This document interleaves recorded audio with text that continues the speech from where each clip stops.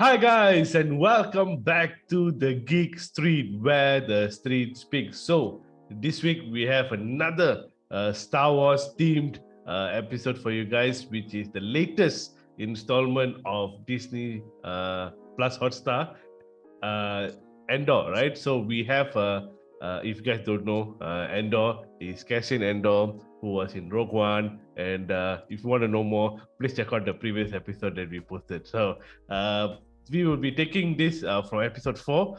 So the last video that we did a breakdown of 3 episodes together. So it's a premiere breakdown. And so in this particular episode, we find out more in terms of where is Cassian Andor going, and what's his role, and all these pre-Rogue One stories that are coming in. And to my surprise, there's so many new things that they have added in Andor itself, like a new planet, and lots of what they call storylines that they are building. So it'll be interesting to see how and where this journey takes us. I think, like I said in the previous episode, it'd be good that if they can tie in with a storyline that they can bring forward, because we know Cassian Andor is not going to live after Rogue One. So it's about how this story ties in with maybe another story that will carry on maybe into a movie or into another set of series. So yeah, but we have two what they call seasons of Andor. So it will be season 1 will be 12 episodes, and then season 2 so will be another 12 episodes. So still more of Andor to come. Yeah. So Harvin, what was your take on this episode? I would want to say together with all the first 3 episodes as well, because I think I wasn't there for the breakdown. I think the episodes were great. It was and I think you guys have already explained the fact that the first 3 episodes, it's practically like an explainer episodes. Of course, it was almost a 3-hour, close to 3-hour long episodes. Yeah, because it's very long episodes. But it was a pretty solid introductory episode. Like there's no fillers, there's no like unnecessary delay, lag, and everything. It was what is needed. So I think it was good. It was a very slow burner genre. I think Star Wars has never had this slow burner genre. It's very nice. It was very nice. It's something different. Take a different view of how Star Wars can be. It's very nice. And talking about this particular episode, I think it's getting engaging. It's getting. As I was watching, I feel like as the stories goes, I think this can be done within 7 or 8 episodes. I don't know, my point of view. So I don't know how they're going to like make this thing into a 12 episode, right? Because I don't know. I feel like the storyline is getting there, but I don't know how long they can. If they have a good story, of course, you can expand to 12. So I'm not really sure, but I think what's interesting about Star Wars is a lot of things which we just hear by references throughout the trilogies of movies and series. We get to see now, like let's just say they just name drop a planet. Now we are getting to see planets. Like maybe now we'll see here in Andor, then upcoming series you'll see the planet drops. We see different. You see the outer rim, the whole Star Wars universe itself, the galaxy is so big. There's so much need to be explored, and that's what they give them the space to do it. Andor and upcoming all the series. So I hope they continue all this, and I see a different angles of name drops of people, races, and everything. I think it's very interesting from what we see in this episode. Yeah, I think like what you said in terms of they're progressing very fast in terms of the story. But I think there's something more to come, and I think they will add more characters as we go on. So maybe this first season may not have, yeah, they may add some characters, but may not be very a lot. But I think maybe in season 2 onwards, then they will add more characters, and it will sort of end maybe uh, just before Rogue One picks up. So we will see how the storyline of Rogue One actually unfolds, right, from this sort of prequel series. So yeah, we'll see from there, and we'll see how. Okay, so without further ado, let's get into breakdown of Andor.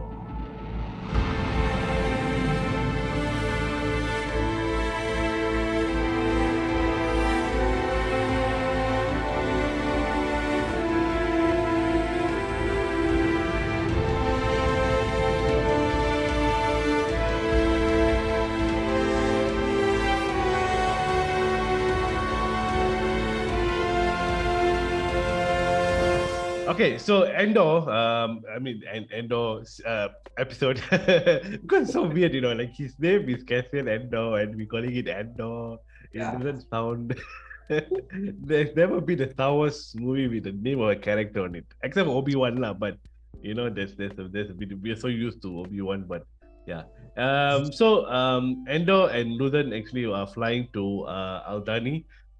So this planet Aldhani is actually like it's a brand new planet in the Star Wars.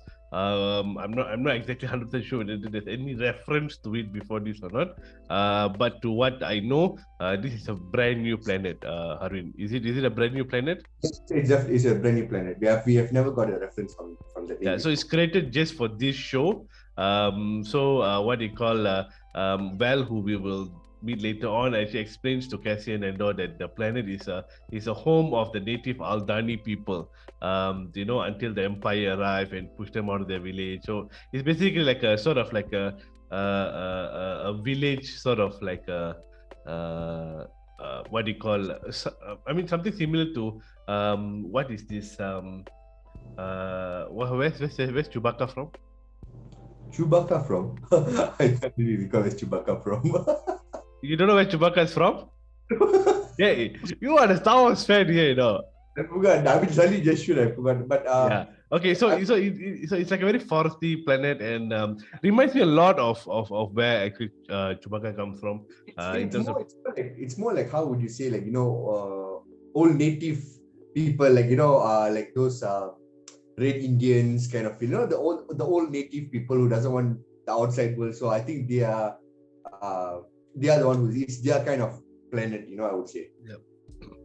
So it's a brand new planet. So we get introduced to this, and I love the scenery in the planet. It was very nice. Especially when what they call Cassian Andor and Val was walking through, going to where they're camped out. So I feel it was a very, very beautiful planet. It looks very nice, very mountainous, right? What they call in the flight with Luthen and Andor, they were talking about alliance, separatists, partisans. So all these things, all they were actually talking about. What do you call Harun, if you can explain to us. So alliance, we know they're the rebels that we know, right? So separatist group also we know who they are. They are from the second part of the Star Wars trilogy, so we're very well known. But what is this partisan? Partisan also, I think, is just another group who's, like, you see, they're different set of people with different end goal, right? So I think partisan also is another one. Maybe they are another group of people who doesn't want a neutral type of people, partisan. So they don't want any of these. So that's why they are more on the outer rim, I would say, probably. Those kind of set of people. Yeah. So as many people don't know, who have probably not watched Rogue One, I don't know what you're doing if you haven't watched Rogue One. Partisan is led actually by this guy by the name of Saw Gerrera. So he was the one that led. Is sort of like the leader of this sort of group, right? So the rumor is that we might actually see Saw Gerrera in Andor, but don't know whether it's this season or next season or whatever. There's not been. Yeah. He popped out in the trailer, so he will be. Yeah, he will be there. So, but how much? Just going back, like we saw Daredevil in Shark Tale, but until now we never see Daredevil. So we don't. Not go there. Yeah. So it's like we're not sure when we will see, but I'm sure Lucasfilm is a bit more better in that sense, yeah. What do you call so when they arrive in Aldhani, then they meet this person called Val. Before that, actually, Luthen, as payment before he goes to see Val, he actually gives Andor Cassian a blue Kyber crystal, and then he chooses the name Clam, because of his father. So he uses the name. So can you please explain what is this blue Kyber crystal all about, in case some people out there don't know? Blue Kyber crystal is the one which they use to make the lightsabers. So it's like a stone which makes the lightsaber pop out, right? So it's a very powerful relic in the Star Wars universe, which you can create among all the force sensitive, So there's of course depending on the color, there's a red Kyber crystal, there's the blue, green, and everything. So the blue one is a reference to Anakin's lightsaber, Obi-Wan's lightsaber. Whoever had the blue lightsaber, it's the reference to those. So this is a very raw material, so it's not turned into a lightsaber inside the saber pod, right? So it's just still a stone. So it's very like how Luthen says, very valuable, and even he says that if you were to go and sell it, please do not take any lesser than 50 or 20,000. It should be more than that. So yeah. So you guys can let us know what is your favorite what do you call lightsaber color, okay? And let us know, because I mean, first you see these Kyber crystals is quite rare in what do you call, because we see the end product, which is the lightsabers, right? But in terms of its raw form, we don't really see it much in terms of the movies and series that we have had so far. So it's really nice to see this sort of touches, like they go back to the origin and go back to the very beginning of things. So it's really nice that they are actually doing that, right? So and then we also see the planet Coruscant. So we know Coruscant is been we know it very well, especially for those who love the second trilogy. Knows the planet Coruscant very well, and we see that there's this thing called Imperial Security Bureau, right?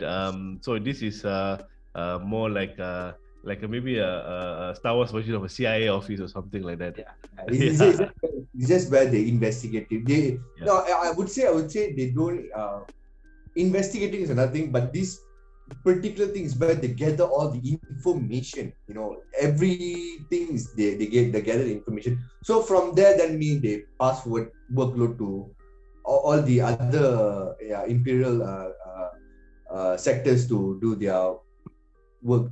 Okay, there's a problem here. This kind of things. Yeah, right. So and what they call, so they have mentions. I mean, in the particular scene in Coruscant, we have the mentions of like Rylot, Arvala 6, and construction ships going to Scarif, where Rogue One actually. So Scarif is where actually Rogue One takes place, right? So they are already setting up that particular storyline in Rogue One itself. So now we are seeing how it actually culminates into the Rogue One storyline, right? So then back to what do you call Aldhani, we see Val. So okay, I don't know why. So Jess actually did this script first, and he puts that looks like Bradley Cooper. I don't know why. Jess, please come and explain to us next week. Why is it like this? Okay. So we meet. So Val is like sort of, I think, a very new character as well. That we're meeting. So she actually has a group of these rebel lions who are going to infiltrate, one of the what they call it, the garrison. Yeah. Right. Yeah. So they are planning to do that, and also they have a inside person. What's his name again? Lieutenant. Just didn't mention anything there. Yeah. Okay. So what, lieutenant, all right? Yeah. So they have to, so as they are walking, she explains to him about Aldhani. He explains to him what they are doing, what their mission all about. She somehow at first she didn't trust Cassian Andor, but slowly throughout the episode, I feel like she has a little bit more trust on him. But I don't know how trustworthy she is towards Cassian Andor, or what, what's the relationship like. So what's your thought on that? I don't think like it's more like trust. I think they're just like they're forced to have final straw. Like there's no any of the options, that kind of thing. They have to get this mission go on. They have to pull off this mission. So Luthen says so she has to, like, okay, we have no other choice. Because we were like, they don't have people, no men, that kind of, so they need extra hands. So like Andor's another extra options with, and of course Luthen does say that you have a special set of skills, to do things. Also Andor does that, so he definitely can bring that to the team. So it's a matter of time for the team to trust, and it will take time. But for now, for this particular mission, yeah, I don't think it's a matter of trust. It's like they just have to put everything aside and work together, that kind of thing. Okay. So I mean, I'm sure the now the entire storyline in terms of this first season could be how they form they start forming this rebel alliance, and how they start, because there's a very interesting fact that we will come to later on, right? So then we see some Primo officers are visited, by the Imperial officer Blevin, and as I mentioned, they also mentioned Saw Gerrera, and things like that. All right. So then, in one interesting part, which is what they call, we see Senator Mon. Okay, so we also see Senator Mothma, also played by Genevieve O'Reilly, who appeared in Star Wars prequel and Rogue One as well. So in Luthen shop, so she goes to Luthen shop. What do you call? It's like an antique store, lah, right? So she wants to get something for her husband, and then we see a lot of like Easter eggs, like mentions of this Utapau, what they call planet. So this planet is actually mentioned in the Revenge of the Sith, where Obi-Wan fights General Grievous. Yeah. Right? Yeah. All right. So I always like the name Utapau. Sounds like a power name, right? So there was one, and then there's another sort of like armor which is called the Dark Lord Starkiller. So that one was actually in a video game called The Force Unleashed. So there's a lot of, and there's also a Mandalorian armor, Now that's actually rumor saying that there's actually Jango Fett's armor. How true that is, we are not sure, but yeah. That's the thing. Because at the end of the day, Jango Fett's armor will fall into the hands of Boba Fett, I think. So, there's a time there. But of course, Boba Fett will appear later on. I mean, it's still early for him to appear into the original trilogy, right? So he's still probably like a kid running around, most probably. No, so it will get there. So, so there's few things. But I think we need to mention the fact that Luthen, he's actually an Imperial, but he has a shop in Coruscant, right? So like even Mon Mothma also is part of the Imperial. We all know that. So it's like within themselves they are, they want to let the rebellion win. They don't want this Imperial kind of, and you see how they're working things, and the fact that he actually suddenly turned himself into the character of Luthen, it was very great. Like a sudden change. Then after you see Mon Mothma, and then they have these little details which is quite important. The fact that the Imperial officers are very strict now. Like her driver is different. Like they check on a constant basis on her, not only on her, like generally on everyone, whoever's part of the Imperial, right? So, so all these details is quite important. So how it shows that it's the Imperial are very tight with their security. How are the Rebel Alliance going to form? And pull things off. So it gives that extra moment for us to engage even more for upcoming episodes. True. So then also we see other artifacts like the Sith and Jedi holocrons, which is like this one thing that looks like a pyramid, and then another one is like a cube. So we see that this could be the Sith and the Jedi holocrons, where it's like a storage device, where the whole ancient knowledge about the light and the dark side of the Force. So they actually play a big part in the Rebels animated series. So it's really, really cool that how they have all these what they call artifacts and this sort of Easter eggs that built into the wider Star Wars universe. So I think that was really, really fun in terms of how they are actually doing it. Okay. So, and then, Senator Mothma says that she has, bringing someone into the someone new into the alliance. So it's quite a, how to say, it's like she has someone very important, but who could it be? I have a feeling that it's going to be Bail Organa, Princess Leia's adoptive father, of course, because he was also one of those founding members of the rebellion, right? And of course, we do see him appear in Rogue One as a cameo. He's part of the thing. So I got a feeling it's that. And she did say that one of the higher rankings, officers, that will be the one to help. And a lot of people say it's going to be Princess Leia, but I think it's too early for her to pop out. Of course, I mean, it's of course great to see Princess Leia. Another younger version, of course, we saw a kid version in Obi-Wan. Of course, it will be great to see a teenage version of Princess Leia, handling it. Of course, she did become one of the youngest, one of the higher rankings in the rebellion, right? So she was, but maybe it's not her. Probably we'll see her in season 2. I think for now, the theory, I think it's going to be Bail Organa. Yeah, but for me also, I think it may not be Princess Leia now. Because of course, to cast another person as Princess Leia also is another challenge that they have. And I've scoured the internet. I've not seen any rumors of in terms of anybody being casted as Princess Leia for this particular season of Endor.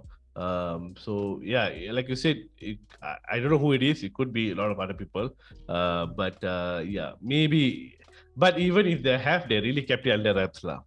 And yeah, of course, we know that Carrie Fisher cannot come back and comprise a role even with technology nowadays, right? No, I think no. I think of course they're not going to recast Princess Leia. What I meant was a younger version. Of course, a younger version will have a younger look of it, right? So definitely a teenage version of Princess Leia, I would say, yeah. I mean, as you're a teenager, even when you get older, your looks don't really change that much, Yeah. Especially if you're a woman, you don't grow facial hair, things like to cover it. So yeah, I mean, you probably don't really change that much. So, but yeah, we'll see in terms of who is this person that the center has in mind to bring in into the new alliance, right? So then they also mentioned in terms of Palpatine's governors, Ash Dango and Slymo. All these are really. I'm really happy that they are pulling in all these references and like making it seem like it is pre New Hope era, and just after Revenge of the Sith, it's like we are still in that sort of like that gray area that we don't know. Like before this, we don't know what happened, after Revenge of the Sith and before New Hope. Then Rogue One explained a little bit story in terms of what the Rebel Alliance were doing, and then Obi-Wan sort of muddied some waters in terms of what he was doing. So now we have like a sort of a connective storyline of Endor, Rogue One, and then going into New Hope. So it's really nice how they mention. So the Gorman people, also the victims of the Empire. So Gorman is actually like it's a planet. It's like it goes all the way back to the Legends continuity, lah, right?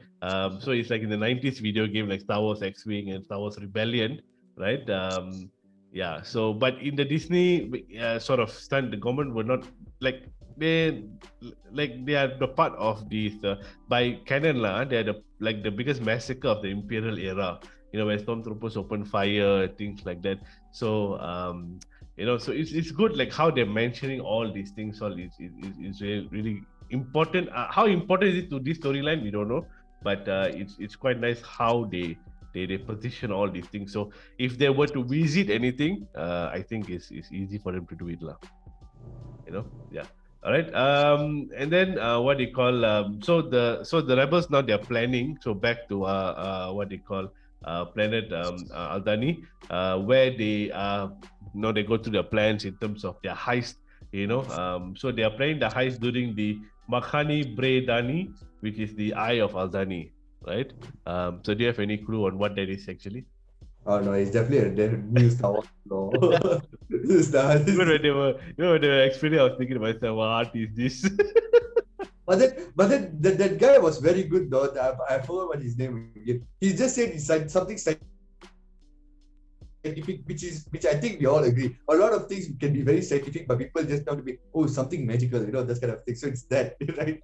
So he said it's so clear cut. He says yes, from down here we see it looks beautiful, but when you go up close on that side of it, it's chaos. It's like breaking, everything is turning into chaos, right? So that's how it is.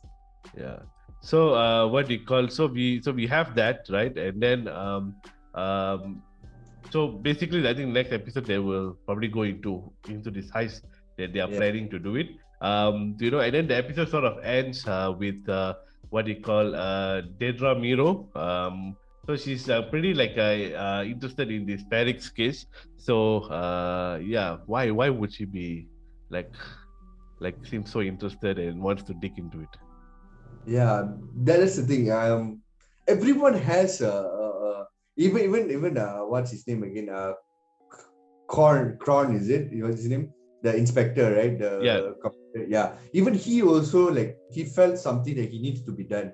Now she of course she says that it's because of the star part unit, that's her this one, but she's so engrossed with it, right? So I'm not really sure. Maybe it's all about ranks, because I think the Imperial officers within themselves, they want to get up the ranks so fast, so they would like do whatever it takes. So I think she probably want to prove her point and get there, get as top as fast as possible. yeah. Maybe it's like this. What was the girl's name in Obi-Wan again? Riva. Yeah, Reva. So it's like a Reva story all over again. Yeah, yeah. All right. Okay. So that's how the episode ends, and yeah. So basically, this leave us your thoughts in terms of whatever you think they would. There's so many things inside. I'm sure we would have missed a few things because like there's a lot of things, especially Easter eggs, and I think they really put a lot of effort into their set. In terms of the background and not just the characters and actors and story themselves, but whatever that's around them. The set itself, it's a lot to explain.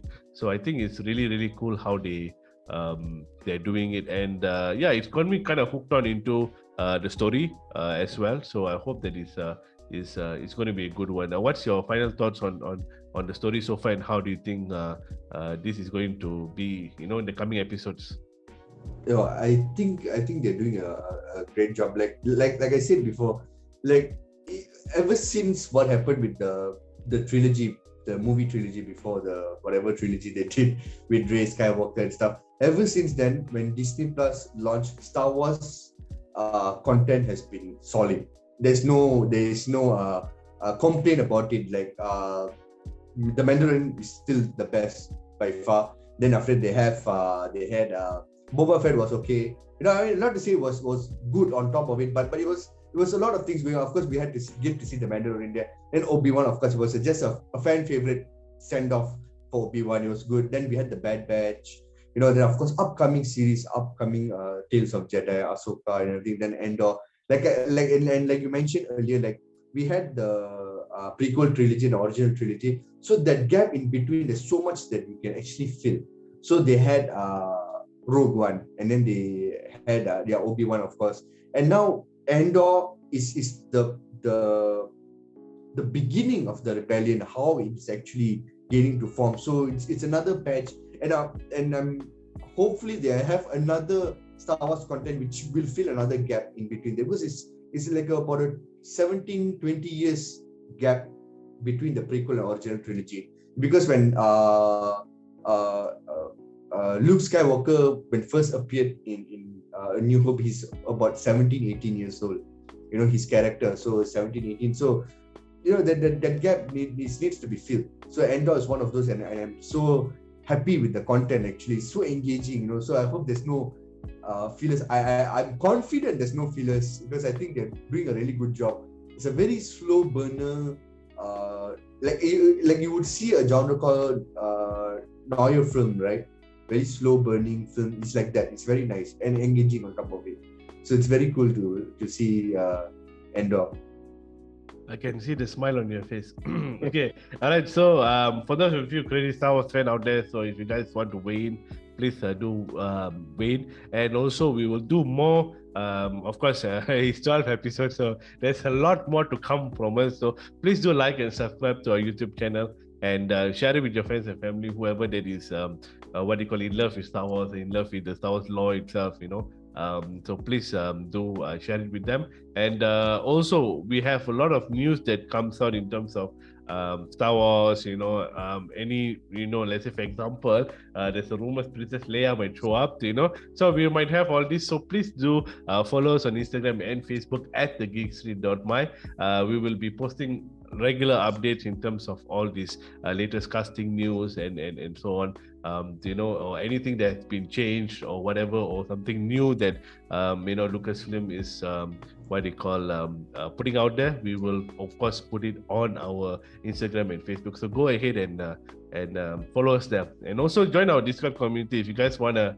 If you guys have any Star Wars memes, or if you guys want to talk anything to do with Star Wars, you guys want to ask any questions, or you guys are new to Star Wars lore and want to know more, Harvey is more than happy to spend the time to talk to you guys. So, go ahead and join our Discord community. The link is in the description below. So, yeah. That's it from us for this particular episode of Andor Breakdown. So we will come back to you next week. So this is the Geeks Read and the Sweet Has Spoken. Till next time, bye-bye. May the Force be with you. Yes, may the Force be with you.